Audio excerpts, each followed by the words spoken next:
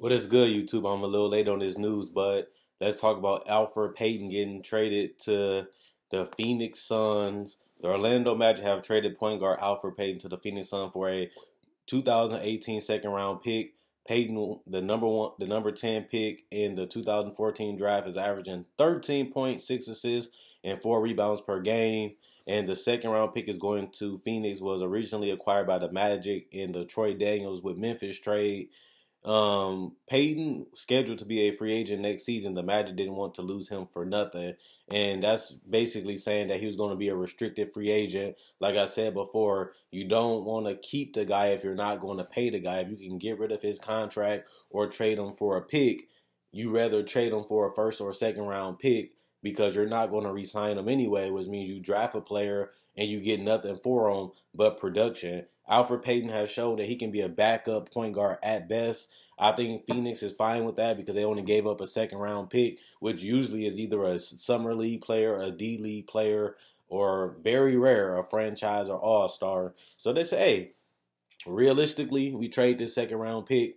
We get Elfrid Payton, a guy that can come in. He's an NBA player. He's a veteran now. He's smart. He's witty. He doesn't force anything. He match up well with Devin Booker because Devin Booker has been being point Booker because he's making all the plays. He's getting loads and loads of assists because he has to make all of the plays. And now you get a guy that can guard the point guard position. He can run the offense. He doesn't need shots. He's fine with kicking the ball to Devin Booker. He's fine with Devin Booker taking a lot of shots. Same with Josh Jackson, Bender, Marquise Chris, and every other player they got on that roster. Peyton gonna get his points in transition. He's gonna get a couple baskets going to the basket. He's gonna get to the free throw line every once in a while. But he's really just, we don't have no help at the point guard position at this point.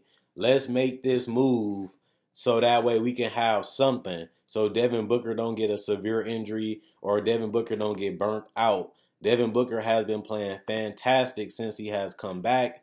You lose Eric Bledsoe. You got a guy in Isaiah Cannon who's more of a scoring guard. Brandon Knight, they gave him the extension. He hasn't even played really.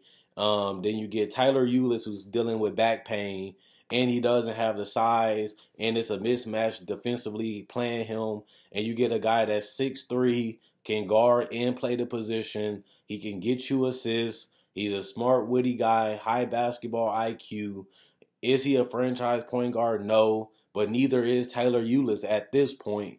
Brandon Knight hasn't been healthy for a long time because he tore his ACL, hasn't been back, hasn't made an impact, and they paid him $13 million this year to basically do nothing because the year is almost over. But like I said, Devin Booker needs help. He needs less pressure. He needs to be able to run off and on the ball every once in a while. And Elfrid Payton allows him to go back to that shooting guard position, allows Elfrid Payton to come in and be the primary facilitator until they can find a franchise point guard in the future because Bledsoe is gone. Knight is coming off an injury. Eulis don't have the size. He doesn't have the scoring. He can score, but he's not a guy you want to build your best team around. He's not a guy you want to build your franchise around. And it's good for them to make this move and just give up a low second round pick. And you don't really care about it anyway because Elfrid Payton most likely going to be in the NBA for a long time because he knows his role and he plays it well and he doesn't really try too hard to be something that he's not. And you can say either that hurted him or he's just not that great of a player in general. But he made it to the NBA. He was starting majority of the time that he was in Orlando.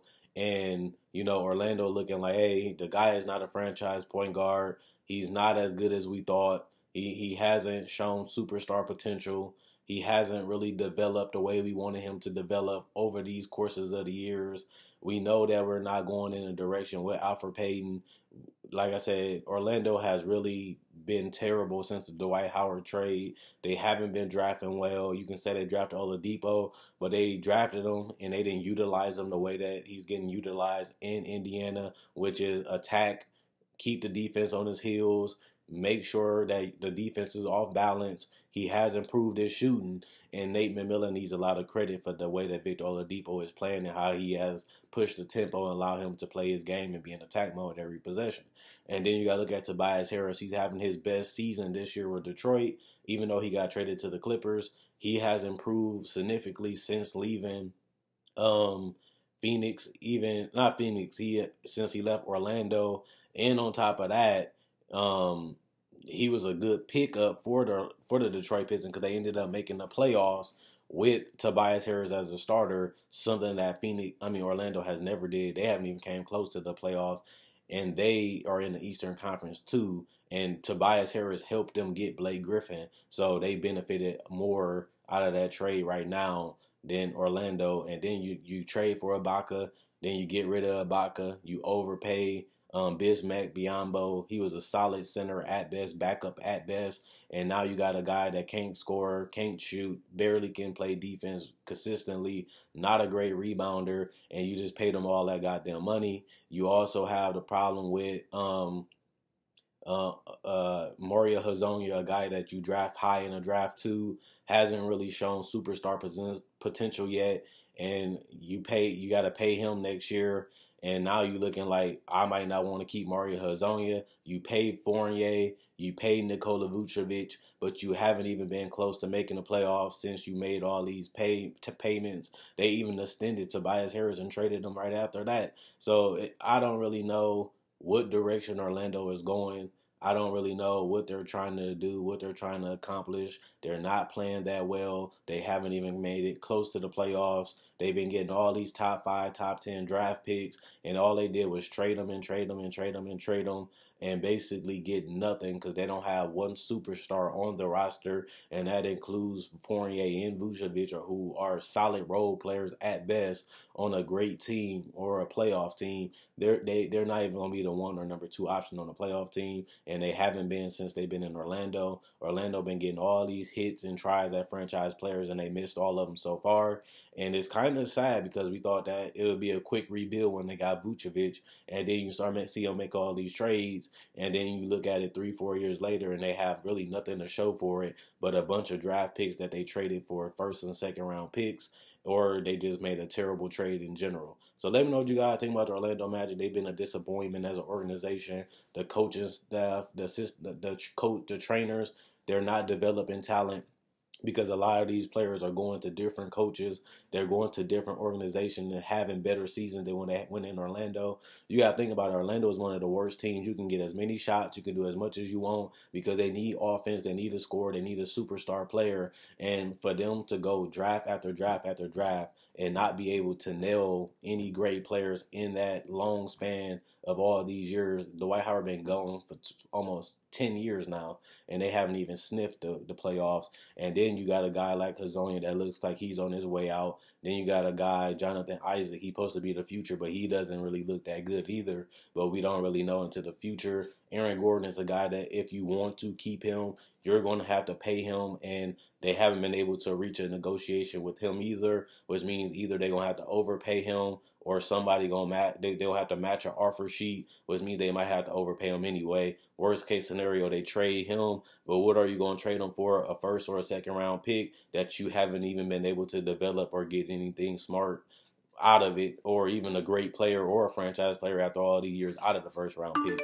So you see a team like Orlando getting chances and chances to find a superstar, and they done failed all of them.